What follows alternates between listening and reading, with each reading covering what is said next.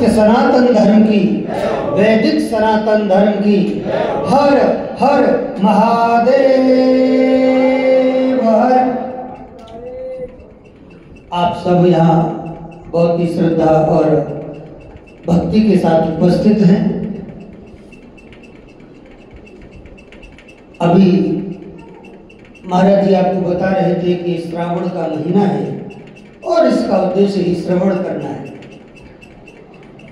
उन्होंने बताया कि श्रवण से ही शायद श्रावण नाम पड़ा होगा, ऐसा बताया। ठीक है, एक भावनात्मक व्याख्या हो सकती है और भक्ति में तो भावना का महत्व ही है, क्योंकि भावना को ही भक्ति कहते हैं।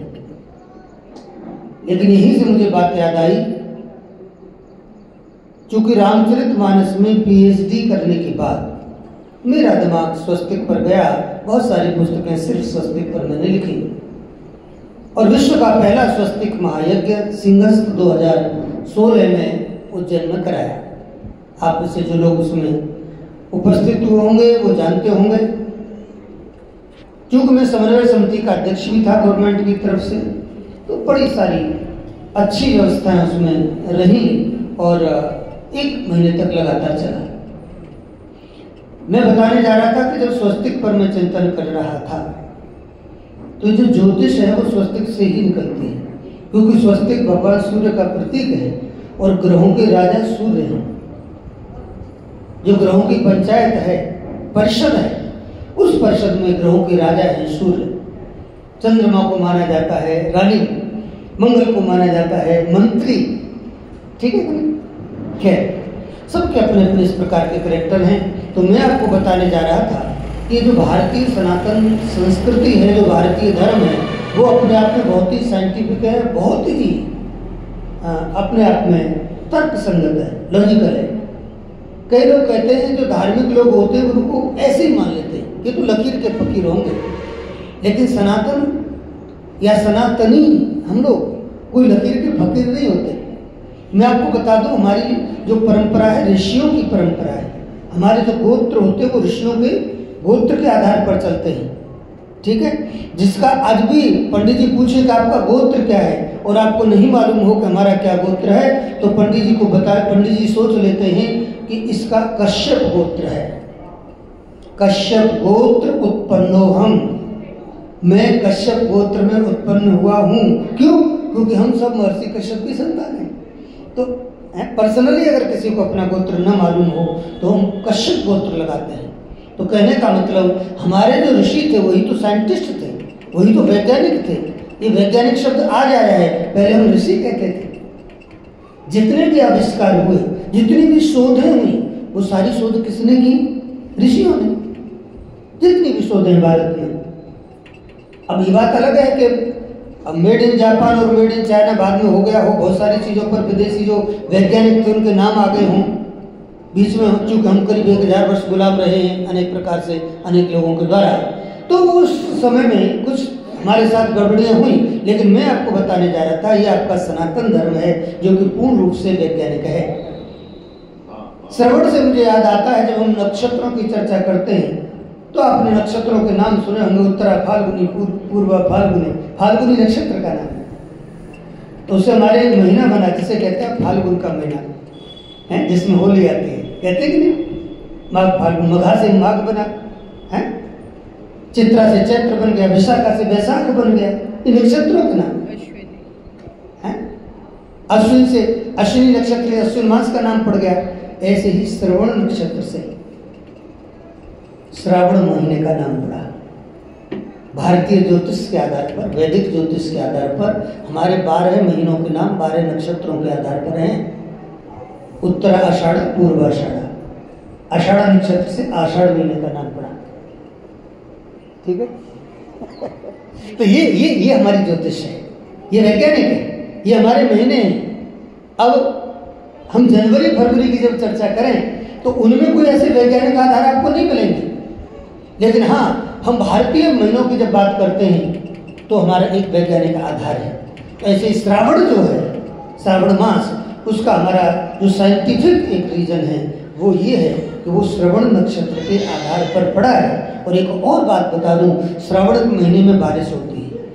श्रवण नक्षत्र का जो जल है वो आपके शरीर की अनेक प्रकार की बीमारियों को दूर करता है। इसलिए आपने पहले देखा होगा कि श्रावण के महीने में जैसे ही बारिश होती थी लोग स्नान करते थे। ठीक है, अच्छी बात है।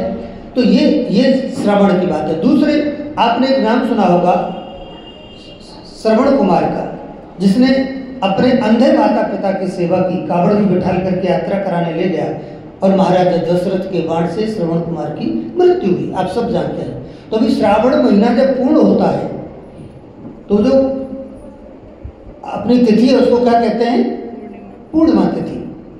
पूर्णिमा तिथि जो है उसमें श्रवण की पूजा होती है। आपके गांव में होती होगी, हाँ, श्रावणी, उनका चित्र बनाते हैं दीवार पर, उनकी पूजा करते हैं। तो श्रावण मास का एक जो मुख्य आधार है नाम रखने का, वो श्रवण से भी, श्रवण कुमार से।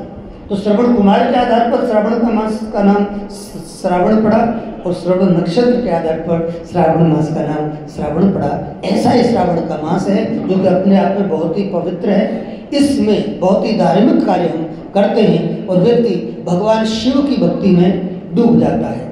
अब देखिए, मैं ज्योतिष से जोड़ते हुए आपको आज बता दूं कि ज्योतिष में जितने भी ग्रह हैं सबको प्रसन्न करने के लिए, सबको शांत करने के लिए एक देव हैं, उनको कहते हैं महादेव। महादेव भगवान शिव की भक्ति करने से सारे ग्रह एक साथ शांत हो जाते हैं। ठीक है, ताली बजाए लेकिन धीरे बजाए। मेरी बात तो मुद्दे की थी भाई, अलग अलग नहीं भटकना हो तो एक को साध लो, एक है साधे सब सदे, सब साधे सब जाए। तो कहने का तात्पर्य, मैं आपको एक नहीं दो चीजें बताऊंगा। या तो आप शिव को साध लेना और शिव को न साध पाओ तो आप गौ माता को साध लेना, तो भी ग्रह शांत हो जाएंगे। मैं दोनों के उदाहरण आज आपको दूंगा, चूंकि मैं गौशाला में बैठा हूँ। ठीक है, अगर हम भगवान शिव को प्रसन्न करना चाहते हैं, ठीक, जैसे किसी का सूर्य कमजोर है, या तो सूर्य नीच का है, या तो सूर्य की युति किसी गलत ग्रह के साथ हो गई है, सूर्य मंगल एक साथ बैठ गए, अंगारक योग बन गया है, तो हमको क्या करना होगा?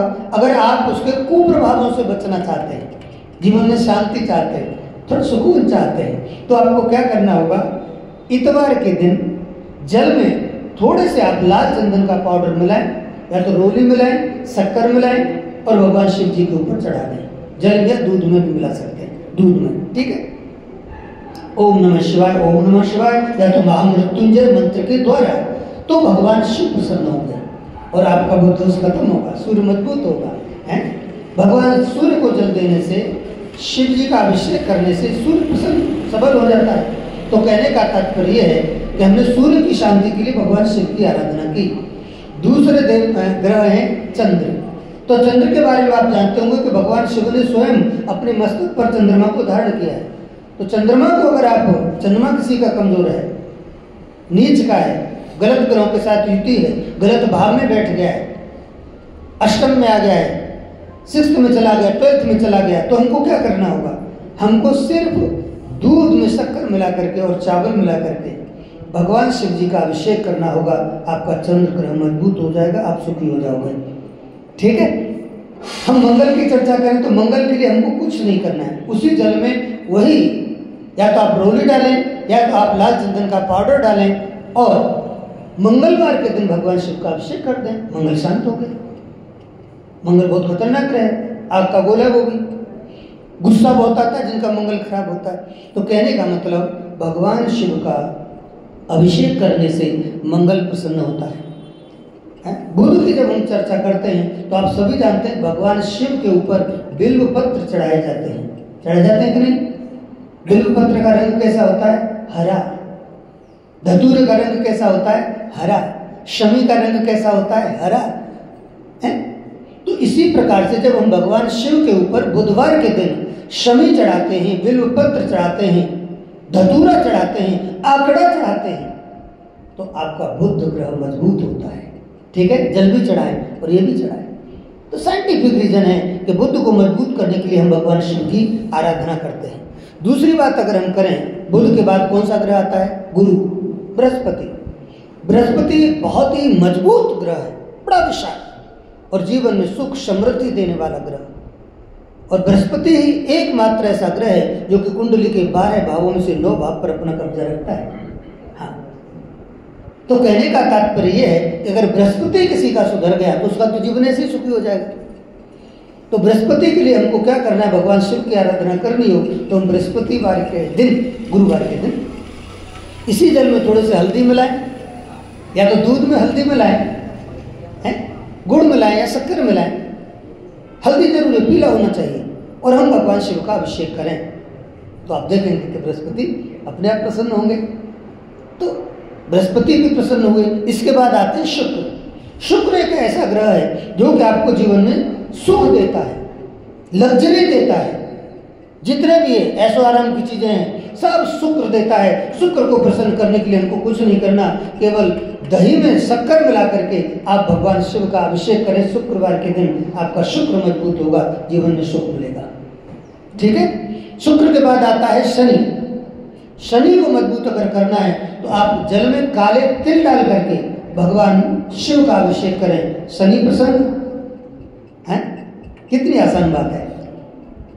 राहु केतु को प्रसन्न करना है तो भी हम काले तिल जल में डाल सकते हैं, राहु केतु प्रसन्न हो सकते हैं। भगवान शिव के ऊपर राजमा आप चढ़ाइए, राहु प्रसन्न होगा।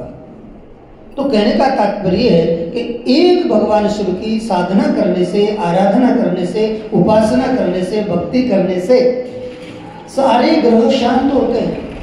इसीलिए उनको देव नहीं महादेव कहा गया। सब कुछ देते हैं और सहजता से देते हैं। सबसे जल्दी प्रसन्न होने वाले कोई देवता हैं तो भगवान शिव हैं। दूसरी बात मैं कहने जा रहा था कि यही 9 के 9 ग्रह, अगर आप भगवान शिव की आराधना न कर पाएं, अभिषेक भी आप न कर पाएं, एक लोटा जल भी न चढ़ा पाएं, कोई बात नहीं। गाय आपको घर घर मिल जाती है, गांव गांव मिल जाती है, गली गली में मिल जाती है। आजकल घर घर तो नहीं मिलती, लेकिन गली गली तो मिलती है।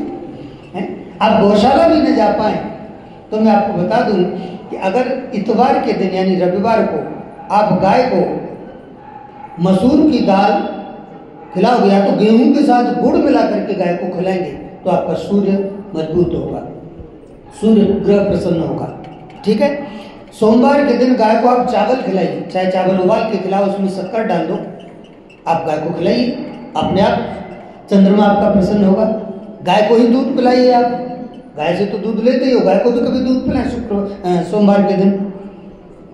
मंगलवार के दिन आप ये जो मसूर की दाल आती है इसमें गुड़ मिला करके आप गाय को खिलाइए, आपका मंगल मजबूत होगा, प्रसन्न होगा। बुधवार के दिन आप गाय को हरा चारा डाल दीजिए, बुध अपने आप प्रसन्न हो जाएगा। हैं? आई बात गुरुवार की, तो गुरुवार के दिन आपके यहाँ चने की दाल आती है, चने की दाल में गुड़ मिला करके अगर आप गाय को खिलाते हैं तो गुरु आपका प्रसन्न होता है। शुक्रवार के दिन आप गाय को आटा जो होता है मीठा आटा, आटे में थोड़े शक्कर मिला करके उसका गोला बना करके आप गाय को खिलाइए। देखिए शुक्र कैसे नहीं मजबूत होता, प्रसन्न नहीं होता। तो शनिवार की जब हम चर्चा करते हैं तो आपको वही उसी आटे में काले तिल मिला देने हैं, केवल इतना करना है, आप गाय को खिलाइए। गाय को रोटी दीजिए, आप शुक्र प्रसन्न होगा। तो कहने का मतलब जो लोग कुत्ते को रोटी डालते हैं केतु को प्रसन्न करने के लिए, गाय को भी रोटी डालेंगे तो भी केतु प्रसन्न होता है, कुत्ता तो होता ही है। ठीक। शनि ये राहु का जो दान है, जैसे राजमा की हम चर्चा करें, राजमा एक दाल होती है, साबुत राजमा उबाल करके अगर आप शनिवार के दिन गाय को खिलाते हैं, आपका ऑलरेडी अपने को प्रभाव से आपको बचा देगा, शांत हो जाएगा। तो कहने का मतलब हमारे पास 2 ऐसी वस्तुएं हैं इस धरती पर जो कि एक को साधने से भी आपके सारे 9 के 9 ग्रह शांत हो सकते हैं। वो है भगवान शिव और गौ माता। तो श्रावण का महीना है, सब लोग भगवान शिव की भक्ति में निमग्न हैं और हम गौशाला में बैठे हैं। कैलाशी ने बहुत मेहनत करके इस गौशाला को बनाया है। करीब 20-25 वर्ष का इसका इतिहास है, सन 2002 से चल रही है, आप सब जानते हैं। तो कहने का मतलब इतने लंबे समय तक गौशाला का संचालन करना और इतने भव्य रूप में ये सब बनाना, ये छोटी बात नहीं है, ये बहुत बड़ी बात है। भगवान की उनके ऊपर कृपा है, उनको इस प्रकार का पुरुषार्थ करने की ताकत भगवान महाकाल ने दी। ये बहुत खुशी की बात है, आगे भी ऐसी चलती रहे, इस प्रकार की हम शुभकामनाएं भी देते हैं। आप सब लोग दूर दूर से यहाँ आते हैं, आए हैं आसपास के क्षेत्रों से, आप सब पर भगवान महाकाल की कृपा रहे, ऐसी मैं आपको शुभकामनाएं देता हूँ और अपनी वाणी को विराम देता हूँ। धन्यवाद।